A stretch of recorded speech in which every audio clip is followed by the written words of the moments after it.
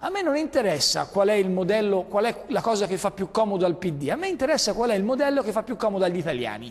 E quello che fa più comodo agli italiani e quello più realizzabile sarà quello che il PD perseguirà. L'importante è che non ci siano i trucchettini. Chi vince, vince e governa per 5 anni. Basta inciuci, basta la dientese. Insomma, Alfano alle amministrative sta con Berlusconi, Cioè non è che sta con noi.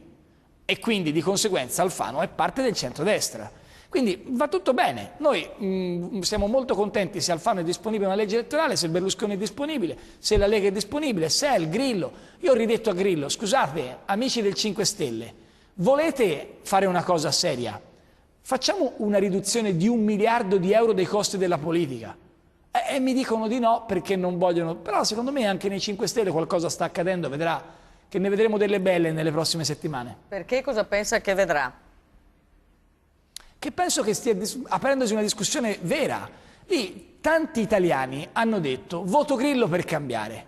E se Grillo vuole lasciare le cose come stanno, sbaglia. Scusi, le faccio un esempio banale. Siamo arrivati a presentare la proposta di legge per eliminare le province. Ora, io capisco che non sia... È un meccanismo che intanto dà un segnale importante. 5.000 politici in meno, un risparmio soltanto di costi dei consigli provinciali di 160 milioni di euro. Il ministro Del Rio l'ha proposto.